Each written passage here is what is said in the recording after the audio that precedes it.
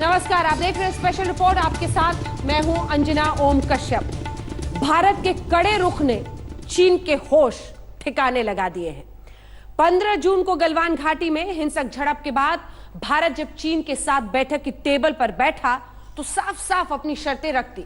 साफ कह दिया, 5 मई से पहले जो परिस्थिति LAC पर थी, जो जहां था वहां जाओ। संदेश यह भी कि शांति की जिम्मेदारी सिर्फ हमारी नहीं है।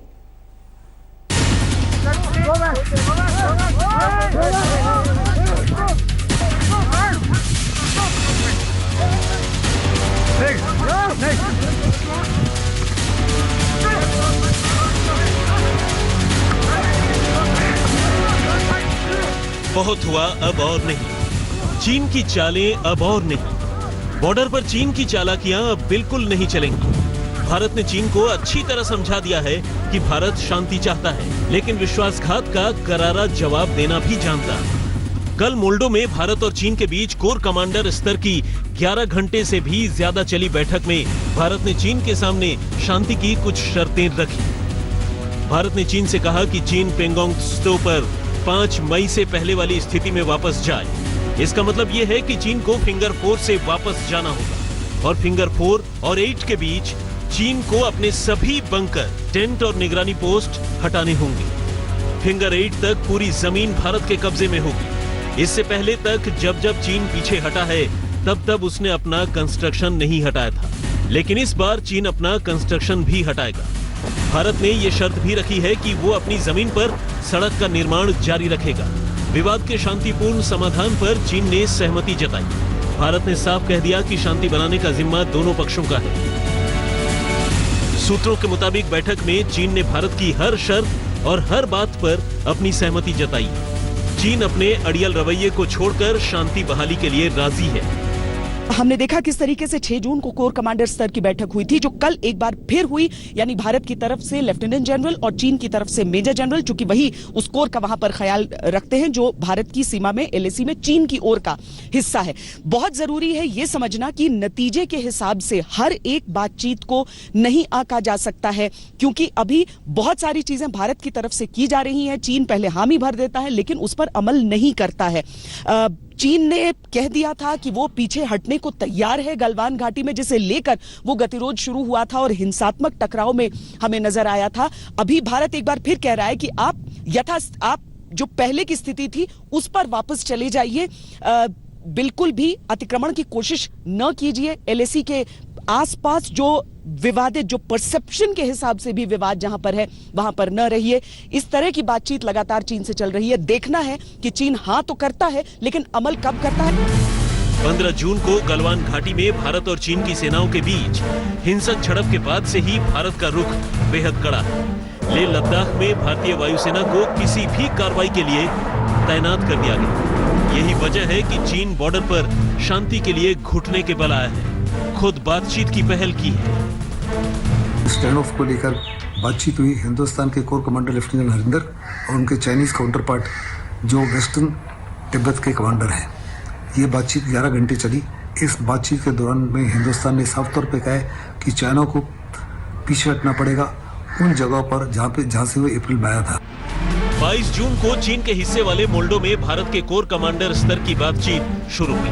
बैठक में भारतीय दल की अगुवाई लेफ्टिनेंट जनरल हरिंदर सिंह ने की। भारत ने चीन को सख्त चेतावनी देते हुए कहा कि गलवान जैसी घटना दोबारा न होने पाए। चीन की तरफ से बैठक में शिनजियांग सैन्य जिले के चीफ मेजर जनरल लियू लिन आए। बैठक में कहा गया कि नो मैंस लैंड से दोनों देशों की सेनाएं पीछे हटी और तनाव कम किया जाए। बैठक के बाद जो जानकारी मिल पा रही है उसके मुताबिक दोनों ही देश पूर्वी लद्दाख के अलग अलग इलाकों में तनाव को कम करने को लेकर अपनी सेनाएं पीछे हटाने को राजी हुए हैं, लेकिन अभी इसको लेकर पूरी तरह से तस्वीर साफ नहीं है। भारत की बात जहां तक है, भारत का कहना है कि चीन को मई 2020 से पहले की स्थिति में लौटना होगा, यानी पेंगोंग त्सो लेक से लेकर गलवान नाला के पेट्रोलिंग पॉइंट 14, 15 और इसके अलावा हॉट स्प्रिंग 17 और 17A में चीनी सेना की जो भारी मौजूदगी है और इस वक्त जो जहां पर चीनी सेना की मौजूदगी उससे पूरी तरह से मई की स्थिति में जाना होगा। बैठक के बाद चीनी विदेश मंत्रालय के प्रवक्ता झाओ लिजियांग ने कहा, दोनों पक्ष बातचीत और सलाह मशविरा से हालात को नियंत्रित करने और विवाद कम करना चाहते हैं। दोनों पक्षों ने हाल के विवाद पर अपना स्पष्ट रुख रखा है। दोनों देश बॉर्डर इलाके में शांति बहाली के लिए बातचीत और साझा पहल के जरिए कोशिश जारी रखेंगे। चीन जो है दबाव में है और भारत ने अपना रिजॉल्व दिखा दिया है, अपनी दृढ़ता दिखा दी है कि जो हालात इस समय LAC पे बने हुए हैं, चाहे वो गलवान वैली में हो, चाहे वो पेंगोंग त्सो लेक को लेकर के हो, भारत जो है पीछे हटने वाला नहीं है। और इसके चलते अब चीन को ये सोचना पड़ेगा कि अगर वो पीछे नहीं हटता है और प्री अप्रैल के स्टेटस पे नहीं जाता है तो इसके आगे उसके सामने और क्या क्या समस्याएं खड़ी हो सकती हैं। भारत के कड़े रुख पर चीन झुका तो है, लेकिन यह भी देखना होगा कि चीन का इतिहास विश्वासघाती राष्ट्र का रहा है। इससे पहले भी चीन पीछे हटा है, लेकिन वो LAC को पार करने की अपनी हरकतों से बाज नहीं आता। लेह से श्वेता सिंह के साथ मंजीत नेगी, दिल्ली, आज तक। ये बदले हुए हिंदुस्तान की आवाज है जिससे चीन की नींदें उड़ी हुई हैं। कुछ दिन पहले भारत ने लेह लद्दाख में लड़ाकू विमानों की तैनाती कर दी है। चीफ मार्शल ने लेह एयरबेस का दौरा किया। अवामी चीफ MM नरवणे 2 दिन के दौरे पर लेह पहुंचे हैं। वहीं राजनाथ सिंह की रूस यात्रा चीन की टेंशन बढ़ा रही है।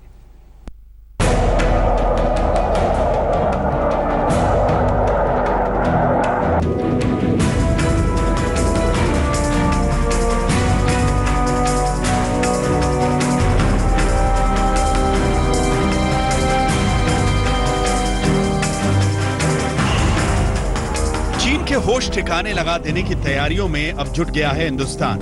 सारे विकल्प खोल दिए गए। साफ है कि अगर बात से माने तो बात होगी, विश्वासघात किया तो आर पार होगा। हिंदुस्तान के मिशन चाइना के तहत आर्मी चीफ MM नरवणे 2 दिनों के दौरे पर आज लेह पहुंचे हैं। उधर सामरिक और कूटनीतिक रिश्ते मजबूत करने के लिए रक्षा मंत्री राजनाथ सिंह रूस के दौरे पर हैं। लेह लद्दाख में हमारी वायुसेना किसी भी हमले का जवाब देने के लिए तैयार है। पिछले दिनों air chief marshal RKS Bhadauria ने भी लेह का दौरा किया था। आर्मी चीफ MM नरवणे आज लेह पहुंचे, जहां उन्होंने ताजा हालात का जायजा लिया। आर्मी चीफ ने चीनी सैनिकों के साथ संघर्ष में घायल जवानों से मुलाकात की और उनका हौसला बढ़ाया। वहीं रक्षा मंत्री रूस के दौरे पर है, जहां दूसरे विश्व युद्ध में रूस की जीत पर मॉस्को में जश्न का दौर चल रहा है।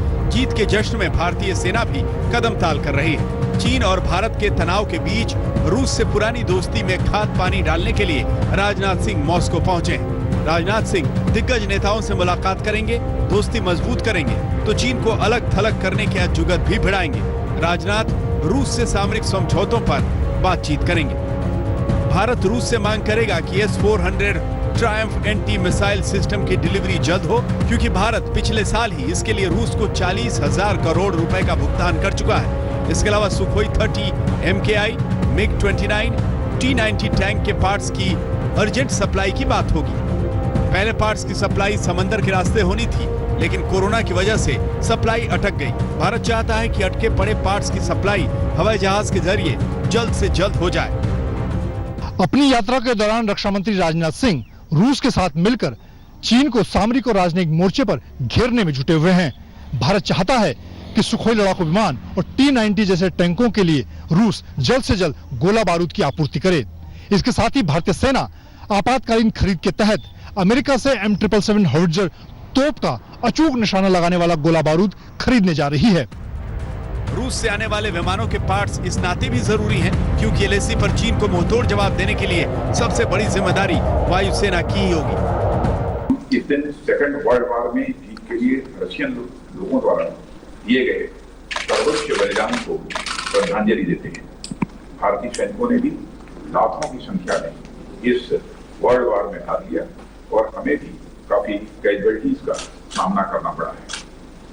हमारे कई सैनिक युद्ध में सोवियत आर्मी को सहायता पहुंचाने के लिए भी कार्यरत थे। अतः यह काफी गौरव का विषय है कि इंडियन मिलिट्री कंटिंजेंट कल रेड स्क्वायर पर आज करेगी। यह हमारे दोनों देशों के आर्म फोर्सेज के बीच एवरलास्टिंग फ्रेंडशिप की एक मिसाल है।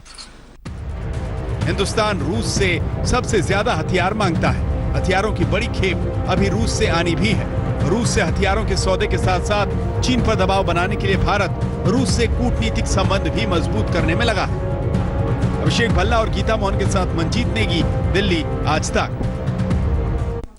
एक तरफ भारत सामरिक और कूटनीतिक मोर्चे पर चीन को घेरने में लगा हुआ है, तो वहीं इस मुद्दे पर भारत में सियासत भी उतनी ही तेज है। कांग्रेस मोदी सरकार पर लगातार हमलावर है। पहले राहुल गांधी ने मोर्चा खोला, कल मनमोहन सिंह मैदान में आए, आज कांग्रेस के अंतरिम अध्यक्ष सोनिया गांधी ने सरकार को कटघरे में खड़ा किया। There is a growing feeling among the people that the government has gravely mishandled the situation.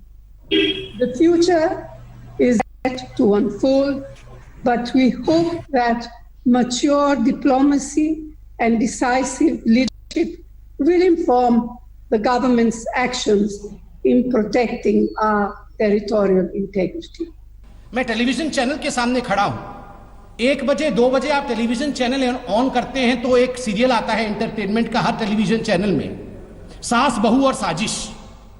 सुबह 9 बजे टेलीविजन चैनल ऑन करिए आजकल तो मां बेटा और साजिश, मां बेटा और चाइना।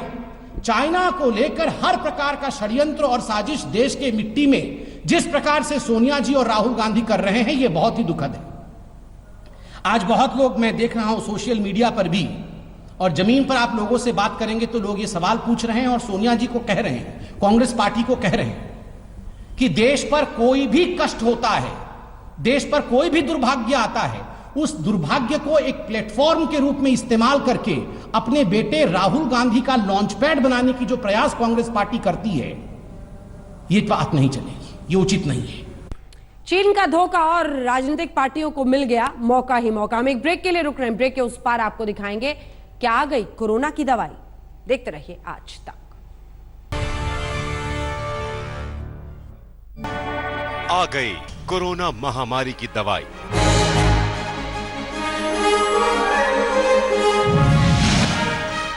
सात दिन में कोरोना का 100% इलाज का दावा।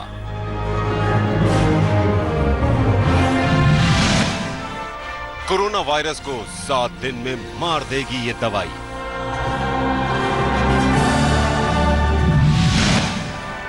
बाबा रामदेव ने किया कोरोना की दवाई का दावा।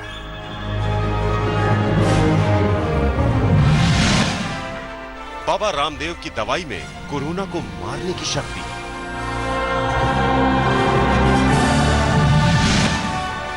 बाबा रामदेव का दावा, अब कोरोना का इलाज पक्का है।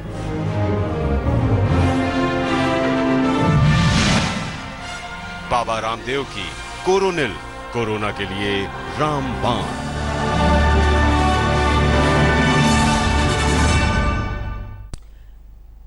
स्पेशल रिपोर्ट में आपका फिर से स्वागत है। कोरोना की जंग क्या बाबा रामदेव ने जीत ली है? जी हां, ये हम इसलिए कह रहे हैं क्योंकि बाबा रामदेव ने आज कोरोना की दवाई लॉन्च कर दी। कोरोनिल नाम से बाबा रामदेव कोरोना की दवाई लेकर आए हैं और दावा यह कर रहे हैं कि इस दवा ने कोरोना के मरीजों को 7 दिन में 100% ठीक कर दिया। हालांकि आयुष मंत्रालय ने फिलहाल इसके विज्ञापन पर रोक लगा दी है। दुनिया भर में कोरोना के 52 लाख के पार पहुंचे मरीज। दुनिया भर में कोरोना से 4,75,000 के करीब मौत। भारत में कोरोना से अब तक 4,40,215 मरीज। भारत में कोरोना से अब तक 14,011 लोगों की मौत। दिल्ली में कोरोना मरीजों की संख्या 60,000 के पार पहुंची। महाराष्ट्र में 1,35,000 के पार कोरोना मरीज। दुनिया परेशान है। एक अदृश्य वायरस ने दुनिया के 200 मुल्कों का नाक में दम करके रख दिया है। दुनिया की नामी गिरामी दवाई कंपनियां रात और दिन कोरोना की वैक्सीन पर रिसर्च कर रही हैं। WHO ने तो यहां तक कह दिया है कि कोरोना वैक्सीन से दुनिया अभी 2.5 साल दूर है। लेकिन दुनिया भर की इन जद्दोजहद के बीच योग गुरु बाबा रामदेव ने कोरोना की दवाई लॉन्च कर दी है और इस दवाई से बाबा रामदेव ने कोरोना के 100% इलाज का दावा भी कर दिया है। बाबा रामदेव की इस आयुर्वेदिक दवा का नाम है कोरोनिल। कोरोना का सबसे पहले इफेक्ट पड़ता है हमारे श्वसन तंत्र पर। तो ये जो आप मेरे हाथ में दवाई देख रहे हैं, इसके एक्टिव कंपोनेंट्स हैं गिलोय है, अश्वगंधा है और तुलसी है और स्वासारी जो है और ये कोरोनिल, ये दोनों मिला करके इसकी पूरी दवाई हो जाती है। नेजल ड्रॉप के तौर पर हमने ये भी इस्तेमाल किया है, अणु तेल भी, जो आप मेरे हाथ में देख रहे हैं। अणु तेल 3-3 बूंद नाक में डाला जाता है सुबह खाली पेट, खाली एक बार ये प्रयोग किया जाता है। फिर खाली पेट ये स्वासारी देते हैं जिसके अंदर अकरकरा है, रुदंती है, जिसके अंदर काकड़ा सिंगी है, वो सारी मेडिसिन हम बता चुके हैं, उसको लाइव भी दिखा चुके हैं। तो स्वासारी खाली पेट 3-3 गोली और कोरोनिल खाने के बाद 3-3 गोली। तो इसमें एक्टिव कंपाउंड्स हैं गिलोय के, तुलसी के और उसके अश्वगंधा के, एक्सट्रैक्ट के। तो ये खाने के बाद कोरोनिल 3-3 टैबलेट, खाली पेट स्वासारी 3-3 टैबलेट ये खिलाते हैं। इससे 3 काम एक साथ होते हैं। रेस्पिरेटरी सिस्टम अच्छा हो जाता है, जो हमारे एल्वोलाइज इफेक्टिव हो जाते हैं, कोरोना के वायरस जाके उसको ऑक्यूपाई कर लेते हैं और अपनी कॉपियां तैयार करते हैं। तो जो साइटोकाइन्स नाम का जो तूफान आता है उसको एकदम रोक देता है स्वासारी। और स्वासारी के बाद में, और ये साथ में सर्दी जुकाम कफ और बुखार इसको भी कंट्रोल करता है।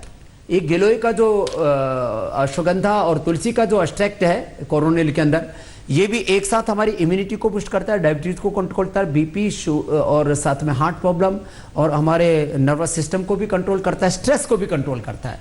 और गिलोय जो है वो बुखार को उतारने में भी एक बड़ी भूमिका निभाता है।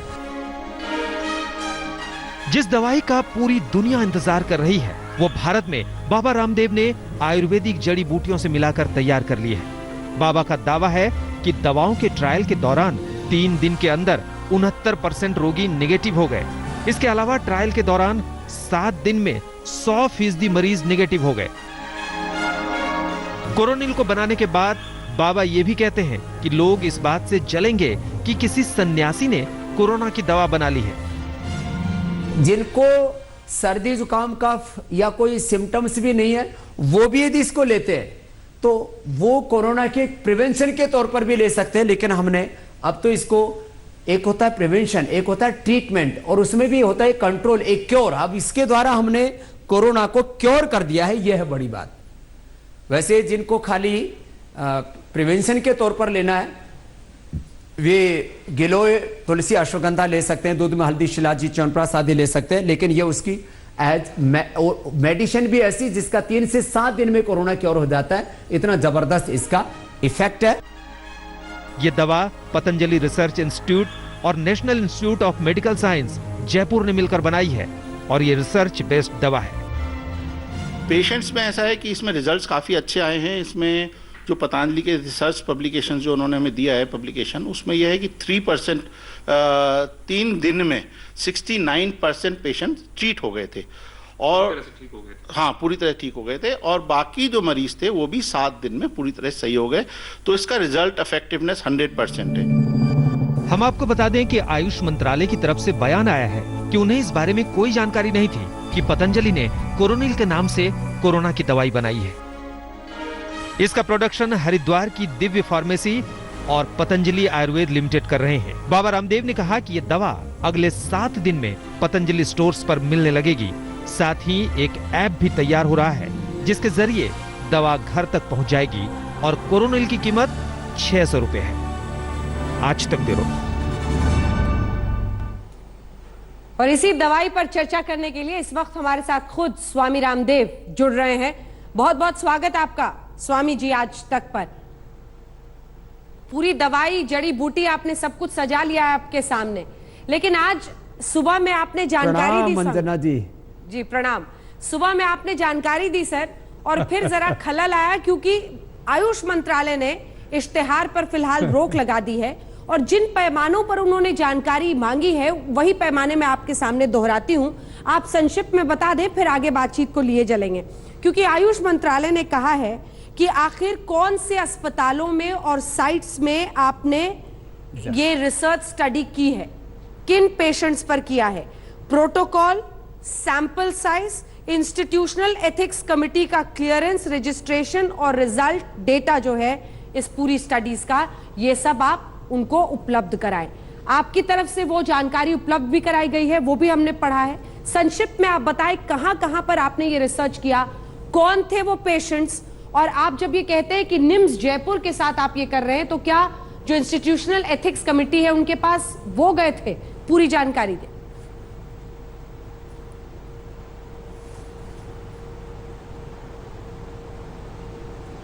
देखो अंजना जी, पहली बात तो यह है कि इतना बड़ा कार्य हुआ, उसमें इतने भी क्वेश्चन ना पूछे जाएं तो फिर तो अच्छी बात नहीं होगी, तो प्रश्न होने चाहिए।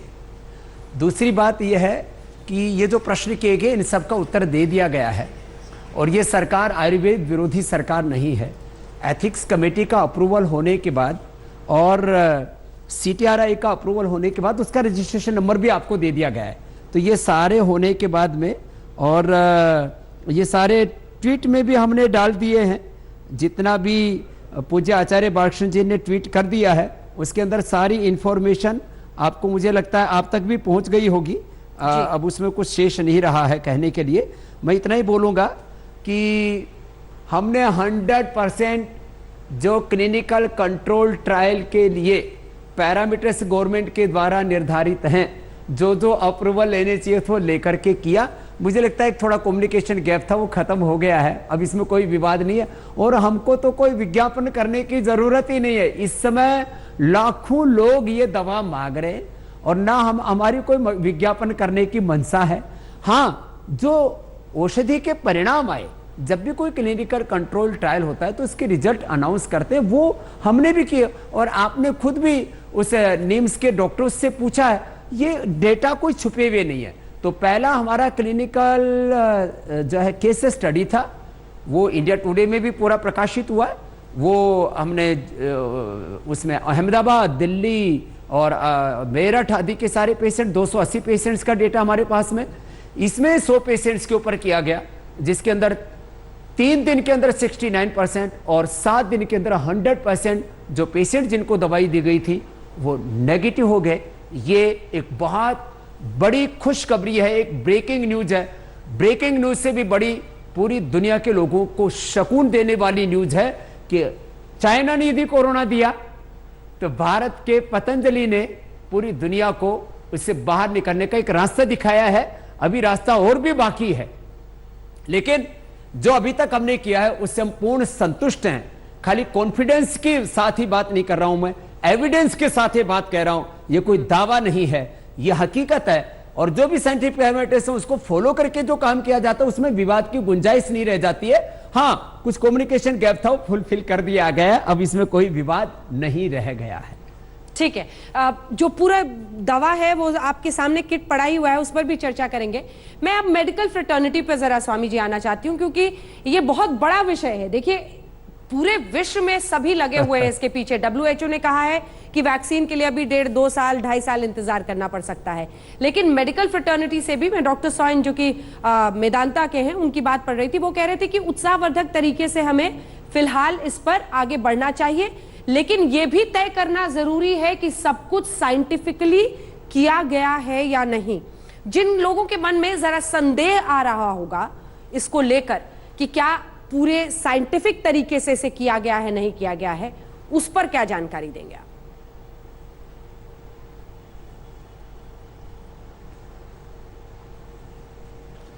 देखिए, संदेह आना चाहिए, प्रश्न आने चाहिए, मैं उसका मना ही नहीं कर रहा हूं। और आपने अंजना जी मुझे देखा है, पूरा देश देख रहा है, पिछले 15 सालों से मैं हर संदेह का निवारण करता हूं। मुझे लग रहा था कि कुछ दिनों से स्वामी रामदेव के ऊपर कोई कंट्रोवर्सी नहीं हो रही है। अब ये पूरा साइंटिफिक एविडेंस के साथ, CTRI के अप्रूवल के साथ, एथिक्स कमेटी के अप्रूवल के साथ, पूरा एक clinical control trial blind study की गई, और थर्ड पार्टी, ये यदि हम अपने यहीं पर, यदि पतंजलि आयुर्वेद कॉलेज में, हमारे पास भी एक आयुर्वेदिक कॉलेज है, उसमें हम ये करते तो शायद और लोग शंका करते कि ये तो अपने लोगों के ऊपर इन्होंने अपने आप ही इशारा कर लिया। थर्ड पार्टी है national institute of medical sciences, ये नेम्स, और वहां के जो डॉक्टर बलबीर सिंह तोमर जी हैं, प्रोफेसर साहब, वो एक वर्ल्ड के रिनाउंड डॉक्टर है और उसको यूनिवर्सिटी का दर्जा प्राप्त है, national institute of medical science NIMS Jaipur को। वहां पर ये क्लिनिकल कंट्रोल ट्रायल की स्टडी हुई है, और मुझे इससे खुशी है कि कम से कम, चलो लोग प्रश्न तो पूछ रहे हैं, लेकिन मैं इतना ही कहूंगा, ये अपने आप में एक बड़ा अचीवमेंट है। इसके 100% डॉक्यूमेंट हमने सरकार को भी उपलब्ध करा दिए, और किसी को भी अभी हम क्योंकि इसको इंटरनेशनल जर्नल में भी प्रकाशित कराएंगे, जिसको भी जरूरत होगी हम सबको देने के लिए तैयार हैं, और उसमें क्या औषधियां वो भी सबको बताने के लिए तैयार हैं। ये अलग बात है कि हम इसका पेटेंट भी फाइल करेंगे, इसका सारा ट्रेडमार्क भी करेंगे, इसकी सारी चीजें भी हो रही हैं। और थोड़ा मैंने कॉस्ट ज्यादा बता दी थी, वो 600 नहीं है, 400 कॉस्ट इसकी, क्योंकि मैंने बाद में इसके ऊपर लिखा हुआ कैलकुलेशन में थोड़ी दिक्कत हो गई थी। 400 रुपए कॉस्ट कोरोनिल की है, 120 जो है स्वासारी की है, और 15 रुपए मात्र कोस्ट अणुतेल की है, तो 535 का कुल है ये। यदि हम 5000 रुपए भी इसकी कीमत रखते तो लोग लेते, क्योंकि 3 से 7 दिन के अंदर कोरोना के पेशेंट नेगेटिव हो जाए और बिना किसी कॉम्प्लिकेशंस के 0% कॉम्प्लिकेशन, 0% डेथ रेट, तो इससे बढ़िया और लोगों के लिए बात क्या हो सकती है। लेकिन हमने व्यापार के लिए नहीं, उपचार और उपकार के लिए ये दवाई बनाई है, कमाई के लिए नहीं, भलाई के लिए बनाई है। और बात एक और कहना चाहता हूं, अंजना ओम कश्यप जी मेरी बहन, जिन लोगों के पास पैसे की कमी होगी, यदि वो दवाई नहीं खरीद सकते तो हम उनको मुफ्त में भी ये दवाई उपलब्ध कराएंगे, क्योंकि हमारा एक मन का संकल्प है, हमारी एक मन की वेदना, संवेदना, पीड़ा है कि किसी भी व्यक्ति की मौत आखिर कोरोना से क्यों हो, और जब हमारे पास में उसका उपचार है तो इसके लिए हमें प्राइड भी होना चाहिए। हाँ, उसके ऊपर उत्साह के साथ साथ साइंटिफिक पैरामीटर्स को फॉलो करना चाहिए, वो हम आज भी कर रहे हैं और कल भी करेंगे। ठीक है। और ये तो एक बात से लोगों को अभी थोड़ा सा आश्चर्य हो रहा है, अभी तो करीब 10 दवाइयां हम यहां बना चुके हैं, उनके क्लिनिकल कंट्रोल ट्रायल कर चुके हैं। जब उनको सुनेंगे तो और लोग भौचक्के होंगे, लेकिन ये ऐसे नहीं हो रहा। अंजना ओम कश्यप मेरी बहन, यहां करीब 500 साइंटिस्ट हैं, यहां करीब जो है करीब 500 करोड़ रुपए हमने रिसर्च के लिए पूरा इंफ्रास्ट्रक्चर, मशीनरी ये सब लगाया हुआ है। और ये सब डॉक्टर यहाँ भंडारा खाने के लिए नहीं रखे हुए, ये 18 घंटा यहाँ मेहनत करते हैं, रिसर्च करते हैं, उसका परिणाम है ये। पूज्य आचार्य बालकृष्ण जी के मार्गदर्शन में हमारे डॉक्टर अनुराग वार्ष्णेय जी, बहुत सीनियर साइंटिस्ट जो पूरे वर्ल्ड में काम करके आ चुके हैं, अमेरिका में, ऑस्ट्रेलिया के अंदर, यूरोप के अंदर, उनको हमने यहां पर अपने यहां पर रखा हुआ है। और ये काम अभी बहुत आगे बढ़ेगा, अभी तो काम शुरू हुआ है। मोदी जी ने जब इसका उद्घाटन किया था पीएआई का, तब कहा था स्वामी जी आप एविडेंस बेस्ड मेडिसिन का दर्जा आयुर्वेद को दिलाओ, अभी उसको खाली फूड सप्लीमेंट मानते हैं। तो अभी 10 दवाइयों को और हम एविडेंस बेस्ड मेडिसिन का दर्जा दिलाने वाले हैं, और आयुर्वेद की जय जयकार पूरी दुनिया में करने वाले हैं। यात्रा अभी तो शुरू हुई है। जी, आपका उत्साह भी बड़ा अच्छा है और लोगों के मन में उम्मीद भी बहुत है, क्योंकि देखिए ये एक ऐसा संकट काल है स्वामी जी, जिसमें हर कोई यही आस लगाए बैठा है, खास तौर पर ऐसे लोग जो इस वक्त पीड़ित हैं कि कहीं से एक दवा आ जाए, उन सब के लिए बहुत उम्मीद है। लेकिन साइंस का किनारा आदमी नहीं छोड़ सकता है। इसीलिए 3 प्रश्न हैं आपसे। पहले तो आप जो तमाम जड़ी बूटी सामने दिखा रहे हैं, अगर आप बता दें कि क्या कुछ इसका कॉम्पोजिशन है, कौन सी औषधियां इसमें है, जरूर, तो वो महत्वपूर्ण होगा। दूसरा सवाल सर, कोरोना एक ऐसी बीमारी है जिसमें पेशेंट्स में देखा जा रहा है कि अलग अलग स्तर का कॉम्प्लिकेशन है, कुछ मामूली तरह से पीड़ित हैं, कुछ एसिम्टोमेटिक हैं, कुछ सिवियर केसेस हैं। तो ये दवा जो क्लिनिकल ट्रायल्स आपने की हैं, वो किन पर किया है? क्या आपने ग्रेडिंग की थी पेशेंट्स की कि कोई सिवियर है या माइल्ड इन्फेक्शन है किसी को? और तीसरी बात जिसका बार बार जिक्र होता है कि लोगों को विश्वास दिलाने में भी, साइंटिफिक वर्ल्ड के सामने प्रूव करने के लिए भी एक बड़ी चुनौती होगी आने वाले दिनों में। तीनों सवाल का जवाब स्वामी जी।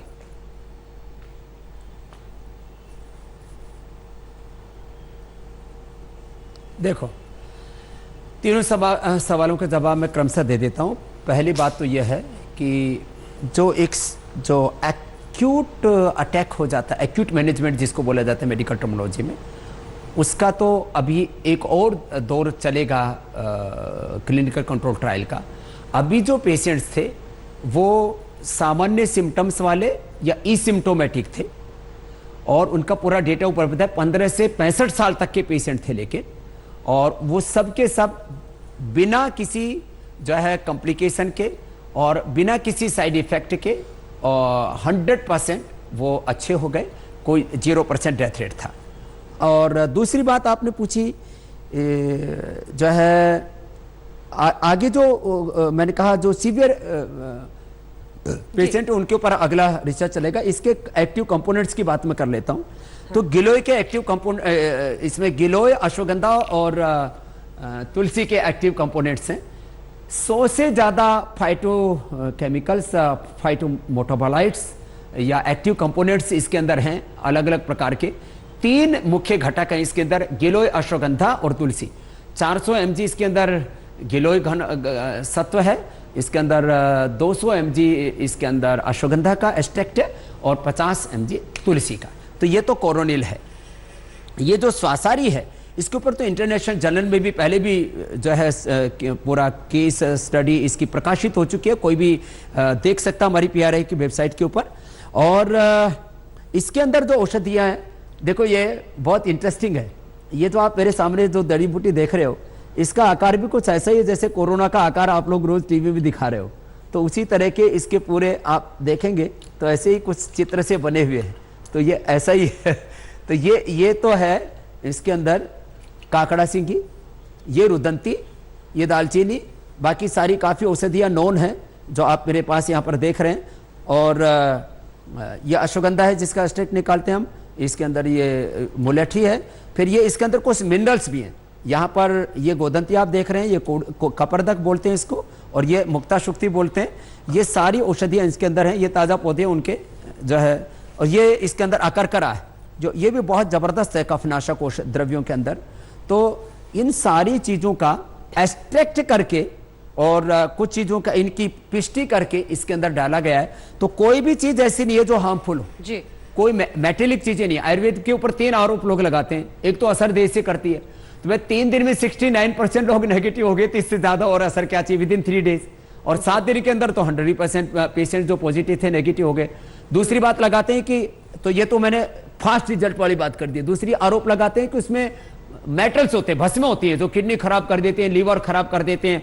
ये भी सारा का सारा हमने यहाँ एनिमल्स के ऊपर ट्रायल किया हुआ है। लीवर, किडनी और उनके ब्रेन से लेकर के सारे चीजों के स्लाइस काट करके एक एक अंगों को टेस्ट करते हैं हम लोग। किसी भी तरह का इसका कोई भी साइड इफेक्ट नहीं, 0% साइड इफेक्ट है। और तीसरी बात आपको ये कह रहा हूं कि ये जो सारे के सारे जो प्रयोग है, ये खाली किताबों के आधार पर नहीं है, खाली एक्सपीरियंस के आधार पर नहीं है, ये साइंटिफिक एविडेंसेस के आधार पर एनिमल ट्रायल से लेकर के ह्यूमन ट्रायल तक का पूरा ड्रग डिस्कवरी का साइकिल हमने पूरा किया है। अंजना जी, बहुत बहुत धन्यवाद आपका स्वामी रामदेव आज तक पर जुड़ने के लिए और इन तमाम सवालों का जवाब देने के लिए। तो अपनी एक दवा के साथ स्वामी रामदेव सामने आए हैं और आने वाले दिनों में और भी जैसे स्पष्टता होती है तस्वीर हम आपके सामने रखेंगे। बहुत धन्यवाद सर आपका। देश दुनिया की बाकी खबरों के लिए आप देखते रहिए आज तक।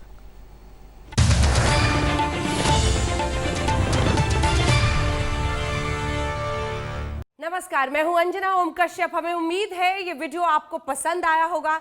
लेटेस्ट खबरों के लिए यूं ही देखते रहिए आज तक और इस वीडियो के पसंद आने पर लाइक, शेयर एंड सब्सक्राइब करना ना भूलें।